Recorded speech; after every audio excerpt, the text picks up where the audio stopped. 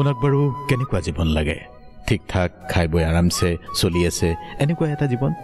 পুৱা 10 বজাৰ পৰা সন্ধিয়া 5 বজালৈ কাম, তাৰপিছত অলপ বজাৰ সমাৰ, খোৱা বোৱা, সন্ধিয়া অলপ টিভি মোবাইল চালে, পুৱা শুই উঠি আকৌ একেই কাম। একেধৰণৰ ৰুটিন টাইপ এক জীৱন ভাল পাওঁ আমি বেছিভাগ মানুহেই। এনেকৈ ৰুটিন টাইপত কাম কৰি খাই বৈ নমৰালৈকে জীয়াই থাকিব খোজা মানুহৰ সংখ্যাই এই পৃথিৱীত বেছি। কিন্তু তাৰ মাজত এটা সৰু হিন্দেৰি, এটা সৰু আৰাম নাইকিয়া হৈ গ'লেই জীৱনটো আমাৰ নৰকতুল্য লাগি যায়। এংজাইটি, ল' ফিলিং, ডিপ্ৰেশ্যন, কিমান যে আহুকাল। এইবোৰ আহি যায় যেতিয়া কিবা এটা সুবিধাৰ অভাৱ হয়। জীৱনটোত ৰুটিনৰ বাহিৰত কিবা এটা হ'লেই আমি উদ্বিগ্ন হৈ পৰোঁ, অস্থিৰ হৈ পৰোঁ। কি যে ভুল কৰি পেলালোঁ বুলি পশ্চাত্তাপৰ অগণিত আমি জ্বলি মৰোঁ। কেতিয়াবা এনেকুৱাও হয়, এইটো মই মৰি গ'লেও নকৰোঁ বুলি মনে মনে ভাবে, কিন্তু মনে মনে বাৰে বাৰে কৈ থাকে, এবাৰতো কৰি চা না ভাই। জীৱনত সুখী হ'বলৈ সুখো ল'ব নোৱাৰে, আৰু ল'ব নোৱাৰা সুখটোৰ কল্পনাটো বিভোৰ হৈ থাকে। মানে মুঠতে আমি সুখী নহয় মানুহবোৰ, আপুনি মই সকলো একেই।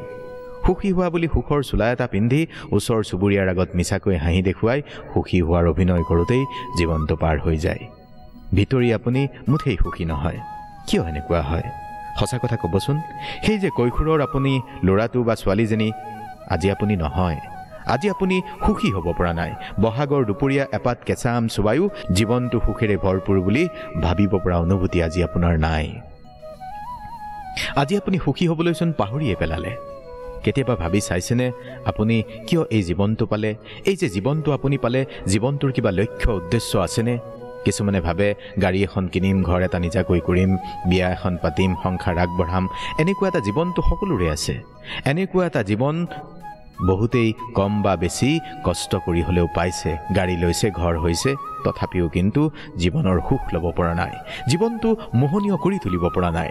লাইফ ইজ বিউটিফুল বুলি একে আখৰতে ক'ব পৰা নাই। আজি আপোনাকে সুধিছোঁ, শেষবাৰ আপোনাৰ মনলৈ কেতিয়া আহিছিল যে মানুহৰ জীৱনটো সঁচাই ধুনীয়া? কেতিয়া আপোনাৰ মনটো প্ৰশান্তিত ভৰি পৰিছিল? সঁচাকৈয়ে এই জীৱনটোৰ মই প্ৰেমত পৰিছোঁ, জীৱনটো মই জিনিছোঁ, জীৱনটোক মই ভাল পাবলৈ শিকিছোঁ। এই পৃথিৱীত মানুহ হিচাপে জন্ম লৈ মই ধন্য হৈছোঁ, মই ভগৱানক ধন্যবাদ দিছোঁ।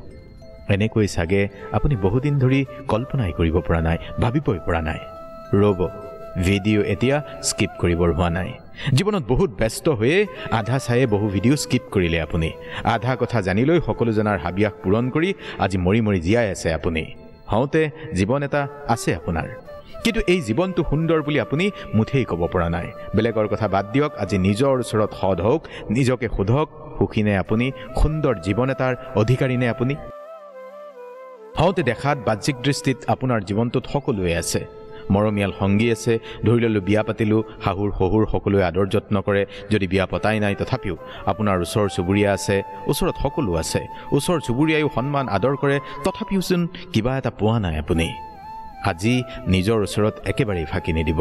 আজি নিজকে ভুলকৈ বুজাই থৈ ভিডিঅ'টো স্কিপ কৰি বেলেগ কামত ব্যস্ত হৈ নাযাব। আজিৰ কথাখিনি আপোনাৰে, হয় আপোনাৰে। কিয় আপোনাৰ ভিতৰৰ মানুহটো প্ৰায় অসন্তুষ্ট?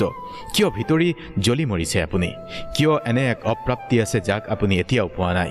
কিয় আপোনাৰ জীৱনটো কোনোমতে পাৰ হৈ গ'লেই ভাল হ'ব বুলি মাজে সময়ে মনলৈ আহি যায়? আজি অলপ বহলাই কৈছোঁ। কথাবোৰ কেনেকুৱা জানে? জীৱনটো পাটিগণিতৰ সৰল অংক নহয় যে 1 × 1 = 2 হ'ব, 1 × 2 = 3 হ'ব। নেওতাখন সৰুতে এনেকৈ মুখস্থ কৰিছে, 1 × 1 = 2, 1 × 2 = 3। আপুনি মই সকলোৱে এনে নেওতা পঢ়িছোঁ, বহু কথা পঢ়িছোঁ, শিকিছোঁ, কিন্তু জীৱন কেনেকৈ যাপন কৰিব লাগে, জীৱনত কেনেকৈ সুখী হ'ব লাগে, জীৱনক কেনেকৈ ভাল পাব লাগে, ক'তো শিকা নাই আমি, ক'তো পঢ়া নাই আমি। কেৱল কিছুমান মানুহৰ জীৱনলৈ চাই আমি কেৱল হাঁহ হুতাশ হুমুনিয়াহ কাঢ়িছোঁ, নোপোৱাৰ বেদনাৰে ভাৰাক্ৰান্ত হৈছোঁ। কেতিয়াবা ভগৱানৰ ওপৰত অভিমান কৰিছোঁ, कैसे कैसे को दिया है मुझे भी लिफ्ट करा दे। কিন্তু কেতিয়াবা এনেকৈ প্ৰশ্ন কৰিছোঁ, কিয় আমাৰ জীৱনটো অমুকৰ জীৱনৰ নিচিনা নহ'ল? কিয় তেনেকুৱা নহ'ল? কিয় এনেকুৱা হ'ল? কিছুমান মানুহে সোণৰ চামুচ জন্ম লোৱা বুলি ভাগ্যক ধিয়াই বহি আছোঁ। এই পৃথিৱীত যিমানবোৰ মানুহে ভাগ্যক ধিয়াই বহি থাকে তেওঁলোকৰ বেছিভাগেই অসুখী। ৰ'ব, অলপ বৰ হৈছে ন?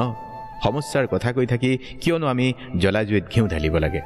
আপোনাক কোনোবাই ক'ব পাৰে টকা পইচা মান সন্মান পদবী এইবোৰ নোপোৱাৰ কাৰণে দুখ কষ্ট পোৱাৰ কোনো প্ৰয়োজনেই নাই, যি আছে তাকে লৈ সন্তুষ্ট হোৱা। এনেকৈ অন্ততঃ আপুনি ভাবিলেও আমি আজি ইয়াৰ গুহাৰ ঠকম। আচলতে কি জানে, আপুনি আপোনাৰ নিজৰ ভাগ্য নিজেই প্ৰস্তুত কৰিবলৈ চেষ্টাই নকৰিলে। আজি আপুনি মিছা নক'ব। আপুনি যদি সঁচাকৈয়ে পৰিশ্ৰমী মানুহ, ভাগ্যইও আপোনাক 2-3বাৰ টুকুৰিয়াই চাইছিল। আপুনি হয়তো সেয়া ভাগ্য বুলি ধৰিবই নোৱাৰিলে।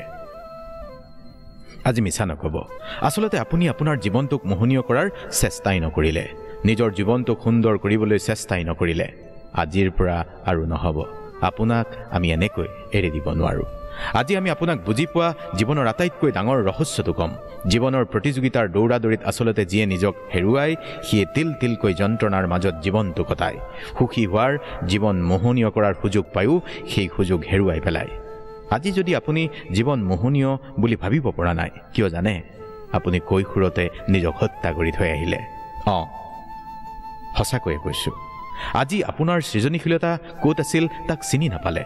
সৃজনীশীলতা বা সৃষ্টিশীলতা বা ক্ৰিয়েটিভিটি য'ত আছিল, সেই ক্ষেত্ৰখনত আপুনি কামেই নকৰিলে। নিজৰ এটা এটা ইচ্ছাক হত্যা কৰি আপুনি কেৱল এজন বস্তুবাদী মানুহ হৈ পৰিল। আজিও আপুনি কাম কৰি আছে, ধন ঘটি আছে, মোটামুটি খাই বৈ চলি আছে, কিন্তু জীৱনৰ সৌন্দৰ্যখিনি উপভোগ কৰিব পৰা নাই। জীৱনটো এবাৰতে মোহনীয় বুলি আপুনি ক'ব পৰা নাই। আজি আপোনাৰ অলপ অলপ ডিপ্ৰেশ্যন আছে, আজি আপোনাৰ অলপ অলপ উদ্বেগ আছে, কৰি থকা কামটোত ডেডলাইন আছে, ৰুটিন আছে, ৰুটিনৰ বাহিৰত আপুনি একো কৰিব নোৱাৰে। এটা বৃত্তত আপুনি বন্দী হৈ পৰিছে, যাৰ বাবে সুখকৰ হৈও এই জীৱন আপোনাৰ সুখকৰ হোৱা নাই। আজি যদি আপুনি ভাবিছে আৰু আপোনাৰ জীৱনত সুযোগ নাই, জীৱন মোহনীয় কৰাৰ, জীৱনৰ সৌন্দৰ্য উপভোগ কৰাৰ সুযোগ নাই বুলি যদি ভাবিছে, তেনেহ'লে পিছৰ কথাখিনি মন দি শুনক। আজি আপোনাৰ বয়স কিমান? 20, 30, 40, 50? যিটোৱেই নহওক, আজিও কিন্তু আপোনাৰ জীৱন মোহনীয় কৰাৰ, জীৱনটো সুন্দৰ কৰি তোলাৰ শেষ সুযোগ আছে। আজিও আপুনি আৰম্ভ কৰিব পাৰিব। আজিও আপুনি বাছি উলিয়াওক। আপোনাৰ সৃষ্টিশীলতা বা ক্ৰিয়েটিভিটি কিহত আছিল? কোনটো কাম কৰি শৈশৱ কৈশোৰত আপুনি অসম্ভৱ ধৰণে সুখী হৈছিল? যিটো কাম আপুনি বহুদিনেই কৰা নাই, যিটো সৃষ্টিশীল বা ক্ৰিয়েটিভ কাম আপুনি জীৱনৰ ধামখুমীয়াত এৰি পেলালে। ব্যস্ততাপূৰ্ণ জীৱনত আপোনাৰ সেই ক্ৰিয়েটিভিটিৰ কথা আপুনি পাহৰিয়েই গ'ল। আচলতে কি জানে, যেতিয়াই মানুহে সৃষ্টিশীলতা এৰি পেলায়, যেতিয়াই মানুহে ক্ৰিয়েটিভিটি হেৰুৱায়, তেতিয়াই মানুহ লাহে লাহে নিজৰ মাজতেই জীৱনটো হেৰুৱাই পেলাবলৈ লয়। আপোনাক স্মৃতিয়ে যদি আজি প্ৰতাৰণা কৰা নাই, তেনেহ'লে মনত কৰকচোন আপুনি কিহত আছিল বেছি সৃষ্টিশীল।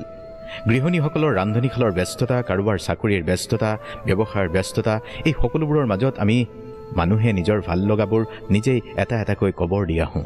নিজৰ সৃষ্টিশীলতাক নিজেই হত্যা কৰি এক ৰুটিন টাইপ জীৱনত অভ্যস্ত হৈ পৰোঁ, যাৰ বাবে আমাৰ হতাশা আহে, ডিপ্ৰেশ্যন আহে আৰু জীৱনটো যাপন কৰাৰ অৰ্থই আমি হেৰুৱাই পেলাওঁ। আজি শৈশৱ কৈশোৰত এৰি থৈ অহা সপোনটোক, ভাল লগাটোক অলপ গজালি মেলিবলৈ দিয়ক। 100% গেৰাণ্টি দি কৈছোঁ, আজি আমি আপোনাকে কৈছোঁ, জীৱনটো শৈশৱ কৈশোৰৰ দৰে সুন্দৰ হৈ পৰিব। জীৱনটো সঁচাই ধুনীয়া লাগিব। সমস্যা কাৰ নাই এই পৃথিৱীত? এই পৃথিৱীত সকলোৱে সমস্যাৰে বাট বুলিবই লাগিব। প্ৰাপ্তি অপ্ৰাপ্তি থাকিব, কিন্তু তাৰ মাজতো জীৱনটো মোহনীয় কৰি তুলিবলৈ শৈশৱ কৈশোৰ যৌৱনত হত্যা কৰা সপোনটো আপুনি আকৌ গজালি মেলিবলৈ দিব লাগিব। গান শিকিব খুজিছিল, শিকক এতিয়া। ছবি আঁকিব খুজিছিল, আঁকক এতিয়া। গীটাৰ শিকিব খুজিছিল, শিকক এতিয়া। কিবা এটা সাজিব খুজিছিল, গল্প কবিতা লিখিব খুজিছিল, সেই যে নিজ হাতে হত্যা কৰি অহা সেই ক্ৰিয়েটিভ কামটোত আজি আকৌ এবাৰ লাগি যাওক। বয়স আপোনাৰ যিমানেই নহওক, নতুনকৈ আৰম্ভ কৰক, ট্ৰেইনিং লওক, শিকক, আৰু যেতিয়াই আপুনি এটা নতুন আৰম্ভণি কৰিব, তেতিয়াই লাহেকৈ সকলো হতাশা, উদ্বেগ, ডিপ্ৰেশ্যন কমিব।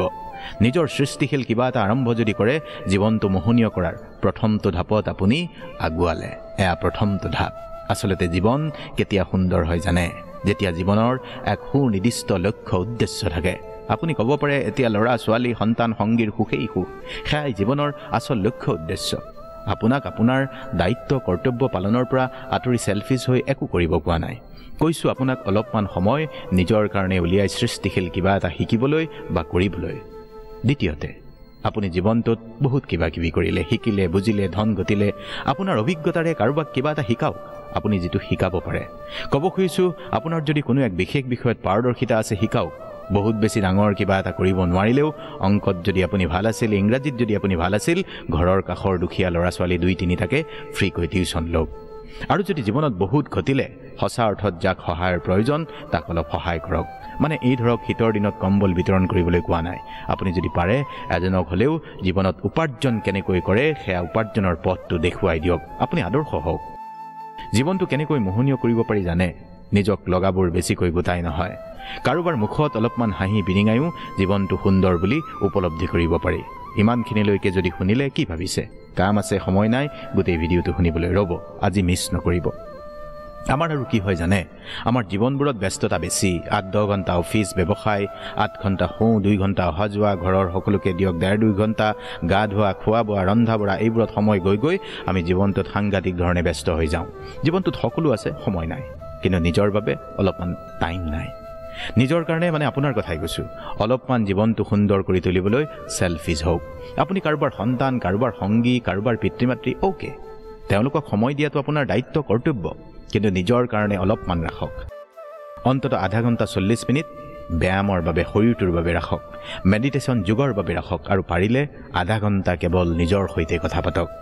আৰু আটাইতকৈ গুৰুত্বপূৰ্ণ, নিজকে কেতিয়াও ফাঁকি নিদিব।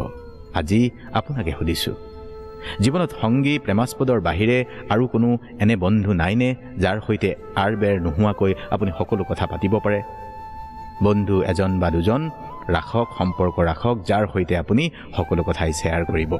আপোনাৰ দ্বাৰা কোনো অনাকাংক্ষিত ভুল হৈ গ'লেও যাক আপুনি মুকলিকৈ ক'ব পাৰে, মানে একেবাৰে সহজ ভাষাত যাৰ ওচৰত আপুনি কোনো লোকঢাক নকৰাকৈ সকলো কথাই ক'ব পাৰে, যাৰ ওচৰত আপুনি আপোনাৰ ভুৱা আভিজাত্য ধৰি ৰাখিব নালাগে, যাৰ ওচৰত আপুনি লেঙুটি পিন্ধিও বহিব পাৰে, খোলা গাৰেও আড্ডা দিব পাৰে, তেনে এজন বা দুজন বন্ধুৰ সৈতে সময় কটাওক। যিকোনো সমস্যা, ভাল লগা বেয়া লগা, যেতিয়াই মন যায় তেতিয়াই পাতক। সংগীকো কৈ থওক, এনেকুৱা কিছুমান মুহূৰ্ত আপুনি বন্ধুৰ সৈতে কটাবই। তাৰ বাহিৰে মানুহৰ জীৱনত এনে 2-1 সম্পৰ্ক থাকে। তেজৰ সম্পৰ্ক নহ'ব পাৰে, আলহী দুলহী তেওঁলোক নহ'ব পাৰে, কিন্তু কিছুমান মানুহ বা পৰিয়ালৰ সৈতে এনে এক আত্মীয়তা গঢ়ি উঠে, কোনো স্বাৰ্থ অবিহনে গঢ়ি উঠা এনে সম্পৰ্কবোৰ সঁচাই ভাল লগা। তেওঁলোককো কেতিয়াবা অলপ সময় দিয়ক। আউটিঙৰ প্লেনিং কৰক, কথা পাতক, অলপ সময় উলিয়াই ফুৰক, ছবিত দেখা ধুনীয়া ঠাইবোৰ চাওক। আৰু পুৰুষ মহিলা উভয়কে কৈছোঁ, সংগীয়ে যদি কিবা এটা কৰিছে বা কৰিব খুজিছে উৎসাহ দিয়ক। সংগীয়ে যদি মনে বিচৰা কিবা এটা সৃষ্টিশীল জানে পুনৰাই কৰিবলৈ উৎসাহ যোগাওক। কিবা এটা কৰাৰ হেঁপাহ আছিল, কৰা নহ'ল, তেওঁক সেই কামটো এতিয়া কৰিবলৈ প্ৰেৰণা দিয়ক। আৰু কি জানে, সুখী হ'বলৈ কেতিয়াও অজুহাত নালাগে, কাৰণ নালাগে। জীৱন সুন্দৰ কৰিবলৈ বৃহত্তম প্ৰাপ্তি নালাগে। সৰু সৰু এটা কামৰ পৰাই সন্তুষ্টি ল'বলৈ শিকক, হাঁহিবলৈ শিকক। সৰু সুৰা সুখবোৰেৰেই জীৱনটো সজাবলৈ শিকক। জীৱনত বহুত বেছি ডাঙৰ প্ৰাপ্তি, বহুত বেছি ডাঙৰ সুখ একো নাই। জীৱনটো সৰু সৰু সুখৰেই সমষ্টি। জীৱনটোত দুখ কৰি নাথাকি সৰু সৰু সুখবোৰৰ মাজত এনেকৈয়ে আপুনি জীৱন জিনিবলৈ শিকক। জীৱনৰ আচল লক্ষ্য সেয়াই। জীৱন যুদ্ধত জিনিবই আপুনি, জীৱনক ভাল পাবলৈ শিকিবই আপুনি। আহক, সময়বোৰ এনেকৈ যাবলৈ এৰি নিদি জীৱনটো নতুনকৈ সজাই পৰাই তোলোঁ। আকৌ এবাৰ ভাল পাওঁ জীৱনটোক, নিজৰ জীৱনটোক। আকৌ এবাৰ প্ৰেমত পৰোঁ এই মোহনীয় জীৱনটোৰ। এই জীৱনটো সঁচাই ধুনীয়া। এই জীৱনটোৰ বাবে আপুনি যাক ধন্যবাদ দিব খোজে দিয়ক, আপোনাৰ পিতৃ মাতৃক ধন্যবাদ দিয়ক, ভগৱানক ধন্যবাদ দিয়ক, কিন্তু এই জীৱন মোহনীয় কৰি তুলিবই লাগিব আপুনি। আমি আপোনাৰ সৈতেই আছোঁ। ভালে থাকিব, কুশলে থাকিব। জীৱনৰ অৰ্থ খুবেই বিশাল, তাক উপলব্ধি কৰিব। ওম কৃষ্ণায় বাসুদেৱায় নমঃ।